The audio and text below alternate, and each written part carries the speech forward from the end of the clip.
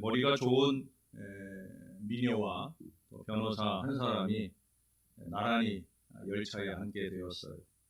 변호사가 그녀에게 재미있는 게임을 하자고 제안을 했고 그녀는 피곤해서 그 게임을 공손히 거절합니다.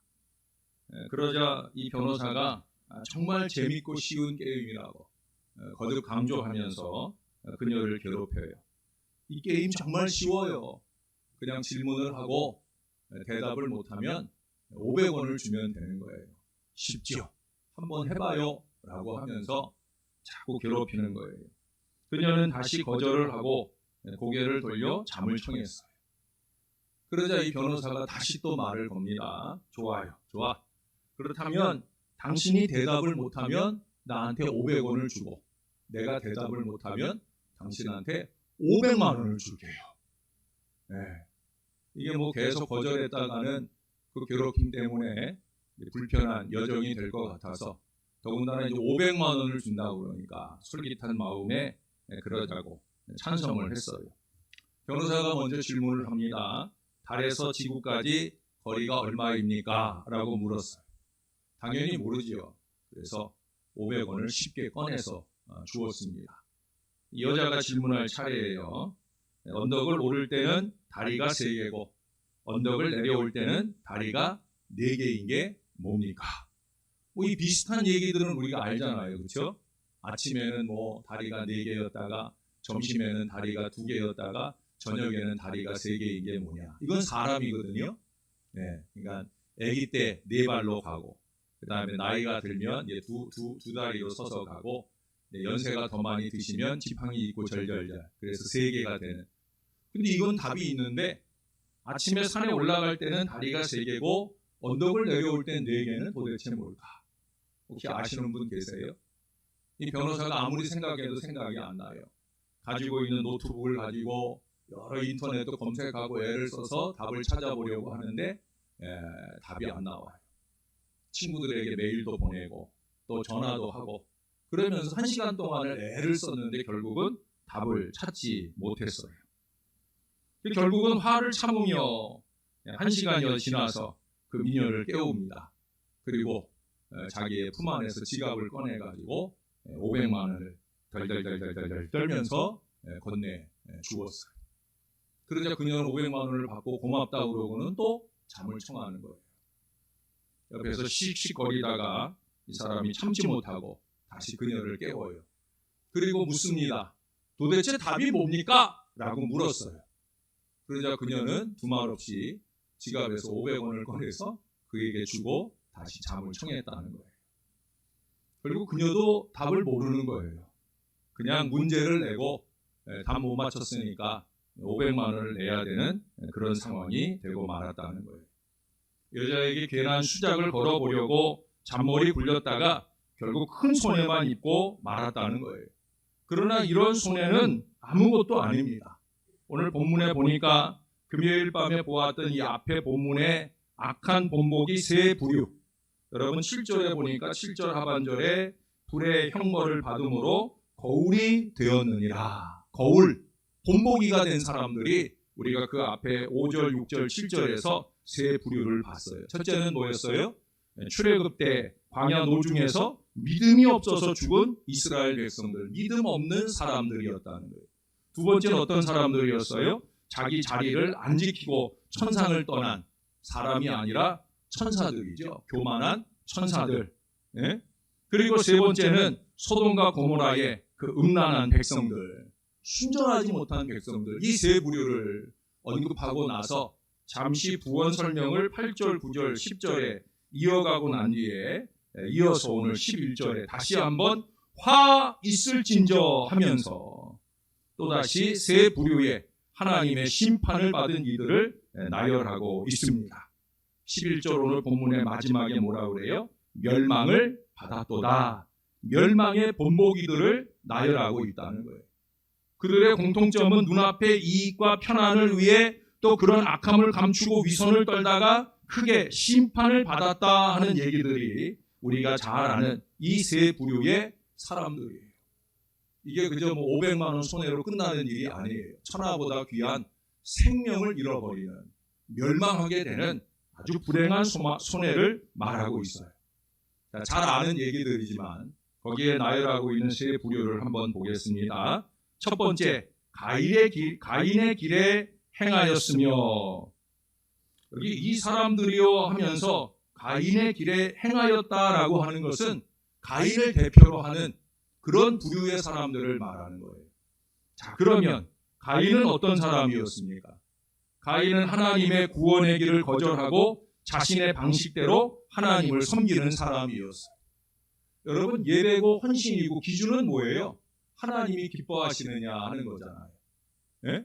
우리가 요즘에 금식을 공부하는데 수요일날 금식 공부하는데 그 금식을 공부하면서 지난주 수요일에 또 이번 주 수요일에 우리가 나누게 되는 금식에 대한 하나님이 말씀하시는 바는 뭐냐?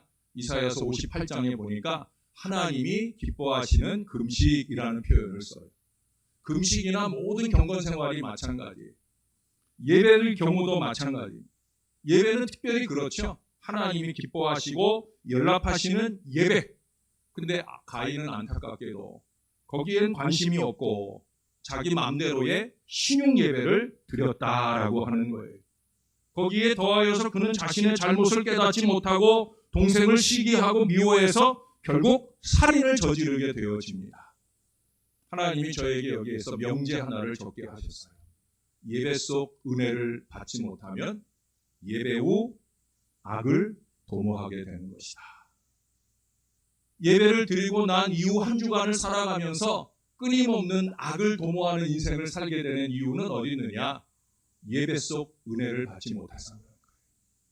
사랑하는 여러분, 예배 속 은혜 받으시기 바랍니다. 이 시간에도 마찬가지예요. 예배 속 은혜를 받아야 돼요. 하나님이 기뻐하시는 예배, 영과 진리의 예배를 드릴 수 있어야 된다는 거예요. 오늘 가인은 그러지 못했어요. 그래서 그는 하나님을 거부하고 인간을 파멸시키는 사약한 자들의 전형이 되었습니다. 불신앙자들은 성도들에게 영적인 혹은 정신적인 죽음을 가하는 자들입니다. 유다는 가인의 예를 들어서 거짓 일꾼 또한 인간을 파멸시키는 사악한 자의 전형임을 오늘 보여주고 있어요. 우리는 가인의 길을 가는 자들을 멀리할 수 있어야 됩니다. 그렇지 않으면 우리도 가인과 같은 악한 자가 되어서 구원의 길에서 멀어지게 되고 주님의 가정이나 주님의 교회를 심각한 위해를 일으키는 어리석은 가운데 서게 된다는 거예요. 그런 점에서 우리는 무엇보다 우리 안에 가인의 삶을 청산해야 돼요. 여러분, 가인에게 예배가 없었던 게 아니잖아요. 문제는 그 예배 행위에 감춰진 그의 불경과 이기적인 마음입니다. 그의 예배는 그냥 형식이었어요. 그의 아우만 예배하게 두는 것이 불안해서 하나님의 마음을 아우에게 다 빼앗길까 봐 이런 시기적인 마음으로 그냥 형식적인 예배로 때우려 한 거예요. 중심을 보시는 하나님이 그걸 모르실 리가 절대 없는 거죠. 오늘 많은 사람들의 예배나 헌신이 이 모양이 되는 경우가 많아요. 그러고도 오늘 가인이 하나님의 경고의 말씀에 따라 회개하기는커녕 오히려 아벨을 시기하여 죽이는 것처럼 그렇게 신실한 하나님의 사람들을 끌어내리지 못해서 안달을 합니다. 그게 자신의 부족함을 감추는 길이라 오판을 합니다. 우리가 하나님 앞에 산다는 사실을 잊어버리는 거죠. 하나님을 너무 과소평가하는 어리석은 인생으로 신앙한다고 교회를 다니는 이 너무나 어처구니 없는 일들을 이루게 되어진다는 거예요. 여러분, 하나님에 대한 과소평가 중에 으뜸은 하나님이 우리에 대해서 아무것도 모르며 아무것도 할 수 없다고 착각하는 거예요. 가인의 이 착각이 오늘 우리 중 많은 사람들에게 전염되어 있어요. 이 땅에 많은 목회자를 비롯하여 성도들까지 이 엄청난 불경 가운데 위선의 예배와 위선의 헌신을 이어가고 있다라고 하는 거예요. 제가 늘 자주 말씀드리지만 하나님은 다 아셔요.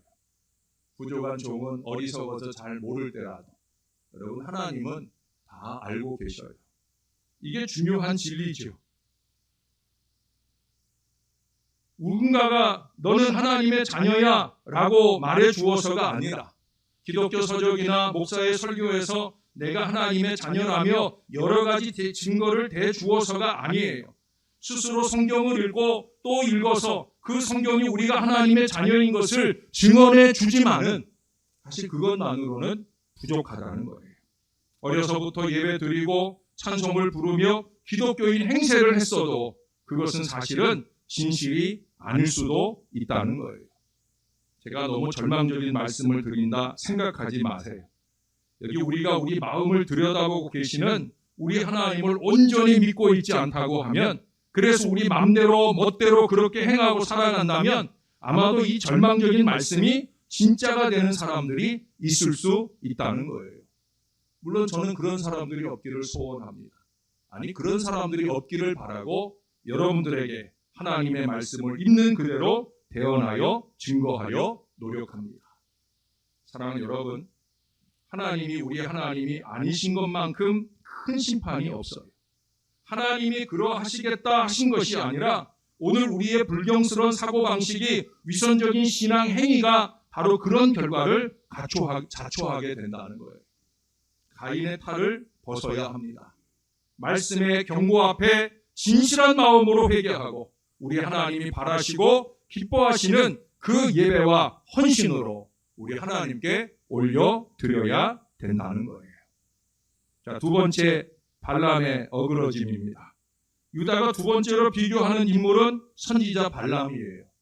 모압 왕 발락이 미디안과 결탁해서 발람에게 와가지고 이스라엘을 저주하라고 했을 때 그는 자신의 이득을 위해서 하나님의 백성을 저주하려고 합니다. 자신의 이득을 위해, 제가 제일 싫어하는 이기와 욕심을 위해, 이기와 욕심을 위해 하나님의 백성을 저주하고 하나님의 뜻을 어그리려는 어리석음을 범한다는 거예요. 그는 세상의 유익으로 인해 하나님의 택한 백성을 죄악의 길로 이끈 탐욕적인 종교 지도자의 전형으로 등장합니다.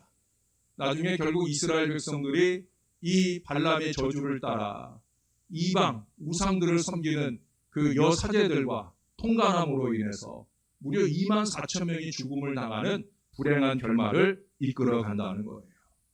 여러분, 거짓 지도자들은 철저히 자신의 이익을 위해 말하고 움직이고 결국에는 자신뿐 아니라 다른 이들을 이처럼 멸망으로 인도하는 거예요.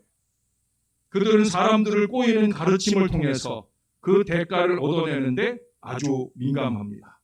그러나 그들의 마지막은 영원한 지옥입니다. 하나님의 심판만이 그들을 기다릴 뿐인 거예요.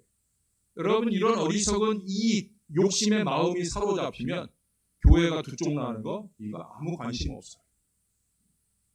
수백 명 교인들이 다 뿔뿔이 흩어지고 어린 젊은이들이 다 신앙을 버리고 하나님을 등지게 되는 거 이거 하나도 안중에 없어요. 자기 이익에 사로잡히면 다 그런 인생으로 갈 수 있는 거예요. 평생을 목회하고 70세 은퇴를 하더라도 여러분 소용없는 거예요. 이기와 욕심이 이처럼 무서운 거예요. 일본의 유명한 기독교 사상과 신앙의 자기 혁신이란 그런 면에서, 국가의 양심 회복이란 그런 면에서 동아시아의 대표적인 지성이라고 불려졌던 우찌무라 간조라는 사람이 있어요. 그분이 이런 얘기를 했어요. 세상의 요구에 응해서는 안 된다. 세상은 쾌락을 요구하는 것이기 때문이다. 세상에 제공하되 쓴맛으로서 하라. 고투로서 하라. 그러면 세상은 우리를 싫어하는 동시에 마침내 자신을 고치게 되리라. 교회는 세상이 요구하는 대로 해서는 안 된다는 거예요. 세상은 매우 이기적이어서 우리들의 자신들의 이익을 따라 요구할 뿐이라는 거예요. 세속적인 부류들은 다 그렇습니다. 이기와 욕심에 찌들어 있다는 거예요. 여러분, 세상의 논리를 자꾸 교회로 끌어들이려고 하는 어리석음을 범하지 말아야 합니다. 절대 그런 사람들이 교회의 일꾼이 되어버리면 교회는 쉽게 세속화되어지는 거예요. 말씀이 말하는 하나님의 뜻은 다 외면해 버리고, 잘 먹고 잘 놀자, 이 놀자판의 교회로 가게 되는 거예요. 사랑하는 여러분, 교회를 지켜야 합니다. 세속적인 흐름에서 우리 교회를 지켜야 됩니다. 세상이 원하기 때문에 교회가 가난한 이들을 돕고 문화센터를 열고 선행을 행하고 교회 주차장을 개방하고 사회봉사를 해서는 안 된다는 거예요. 우리의 자발적인 복음적 요구에 의해서라면 몰라도 세상이 원하니까 마지못해 하는 일이 되어선 안 된다는 거예요. 세상이 원하는 대로 교회가 모두 한다고 할지라도 세상은 절대로 변하지 않아요. 세상이 변하는 것은 오직 예수 그리스도를 통해서예요. 예수 그리스도, 이 복음이, 이 선교가, 이 전도가 세상을 변화시킨다라는 것이 지난 2000년 교회의 역사 속에서 분명히 증명되어져 왔어요. 그래서 교회는 선교와 전도를 붙들어야 되는 거예요. 세상의 흐름대로 교회가 가야 된다라고 말하는 게 아니라 그 세상을 선교와 전도를 통해 이 복음으로 변화시켜야 된다. 이것이 교회가 되어야 된다는 거예요. 우리가 이것을 접어두고 세상과 타협하고 오히려 세상을 따라가려 해서는 안 되는 거예요. 세상의 것을 욕심내서는 더더욱 안 됩니다. 거룩한 교회에 세상의 이치를 끌어다 대고 교회의 본질, 존재 목적을 내팽개치게 만드는 모든 어리석음을 절대로 저질러서는 안 되는 거예요. 신앙적으로 보면 딱 한 가지예요. 참 무식하다라고 말할 수밖에 없는 거예요. 그래서 어린 청년들도 그런 얘기를 해요. 어떻게 저렇게 무식한 말을 할까? 예? 교회의 중직자라는 사람이 어떻게 저렇게 무식한 말을 할까? 어린 청년들도 그런 얘기를 해요. 여러분, 우리는 절대 이 발람처럼 되면 안 돼요. 발람처럼 되면 안 돼요. 세 번째, 고라가 나와요. 고라의 전형은 뭡니까? 반역이에요, 반역. 고라는 하나님이 세우신 모세의 지위와 권력을 탐내 그를 거역했어요. 광야에서 다단과 아비람과 온과 함께 당을 짓고 이스라엘 회중 250명을 선동해서 모세와 아론의 지도권에 대해 반기를 들게 됩니다. 결국 어떤 결말을 봅니까? 땅은 입을 벌려 이 반역한 사람들을 삼켰고요. 하늘로부터 불이 내려서 그들 모두를 소멸하는 아주 무시무시한 심판을 내리고 있어요. 성경의 이야기입니다. 백성에게 암적인 존재가 되었다 하는 이유인 거죠. 왜 그래요? 이제 가나안 행복의 미래를 향해 가기 전에 하나님은 이런 암덩어리들을 철저하게 제거할 필요가 있다고 보신 거예요. 사랑 여러분, 고라는 자신의 주장을 내세우는 자의 전형으로 묘사됩니다. 유다는 거짓 교사들이, 거짓 신앙자, 거짓 지도자들이 하나님의 말씀에 불순종하는 것을 이 고라의 폐역을 쫓는 것으로 규정하며 오늘 우리들에게 악한 본보기, 멸망의 본보기의 마지막으로 언급을 하고 있어요. 거짓 지도자들은 말씀에 불순종하는 교만한 자들입니다. 그들은 고라 무리가 멸망당했듯이 멸망받을 운명에 처할 자들이라는 거예요. 우리는 하나님 앞에서 거룩한 두려움을 가져야 됩니다. 인간의 모든 삶과 우주의 역사까지도 하나님께 달려있음을 알고 온전히 그분께 순종할 수 있어야 된다는 거예요. 얘기 하나만 하고 말씀을 마무리할게요. 나집사와 저집사 둘이 함께 교회를 다니는데 둘이 함께 겨울 낚시를 가게 되었어요. 새벽 제단에 나와서 기도하면서 하나님 오늘 우리 좀 도와주셔서 오늘 많은 고기 잡도록, 그래서 우리 목사님께도 좀 드리고 우리 교인들과도 좀 나눠 먹을 수 있도록 주님 도와주세요 라고 기도하고 출발했어요. 어느 강가 빙판 위에 자리를 잡고 이제 낚싯줄을 들이울 구멍을 막 뚫으려는 순간 지나가는 사람, 아마 그 지역에 사는 듯한 사람이 지나가면서 말해줍니다. 여기는 고기가 없으니 다른 곳으로 가보세요 라고 얘기를 해요. 이때 저 집사가 말했습니다. 그래, 이건 하나님의 음성이야. 우리가 아침에 하나님께서 도와주셔서 고기를 많이 잡을 수 있게 해달라고 기도로 도움을 요청했지 않나. 자, 하나님의 도움이 왔으니 우리 자리를 옮기세라는 게 저 집사의 제안입니다. 그러나 나 집사는 지나가는 그 사람을 보고 큰 소리로 물었습니다. 이보시오! 당신이 하나님이요? 라고 물어요. 그래서 그는 뭐라고 대답하겠어요? 난 하나님 아니에요 라고 대답하겠죠. 거봐 아니라잖아. 그러면서 그는 그 자리에 구멍을 파고 낚싯줄을 내리웁니다. 저 집사는 자리를 옮겨서 조금 불편해 보이지만 다른 곳에 가서 빙판을 꽁꽁 얼은, 더 많이 얼은 그 빙판을 깨고 낚시를 시작합니다. 자리를 옮긴 저 집사는 많은 고기를 잡았고 그냥 그 자리에 남은 나 집사는 고기를 한 마리도 못 잡았답니다. 그 지나가는 사람이 하나님은 아니었지만 빙판이라고 생각하던 그 자리에 스케이트장 주인이었어요. 스케이트장에 고기가 있을 리 없잖아요. 그러니 여기는 고기가 없다고 단언해서 말할 수 있었다는 거죠. 근데 자기 고집으로 거기에서 끝내 낚시질을 했던 나 집사는 한 마리도 못 잡고 그 말을 따라 좀 더 어렵지만 낚시를 시작한 저 집사는 고기를 많이 잡았다 하는 그런 얘기입니다. 질문을 하나 드릴게요. 여러분들은 하나님의 말씀 앞에예요. 나로 사십니까? 저로 사십니까? 요즘 사람들 말버릇을 보면 나로 사는 사람들이 많은 것 같아요. 세상적 고집으로 하나님의 선한 뜻을 무너뜨리는 경우가 많아요. 사람들 사이에 예절도 없고 하나님께도 마찬가지인 것 같아요. 그러면서 자기는 대접을 받으려 합니다. 여러분, 순종은 최고의 예절입니다. 왜? 요한복음 3장 36절에서 예수님이 분명히 말씀하잖아요. 순종이 곧 믿음이다. 믿음의 표시는 순종으로 나타난다. 반대로 얘기하면 뭐예요? 불순종은 최고의 교만이고요.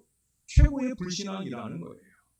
하나님과 하나님의 권위를 무시하는 불순종이 기다리는 미래는 멸망뿐이라는 거예요.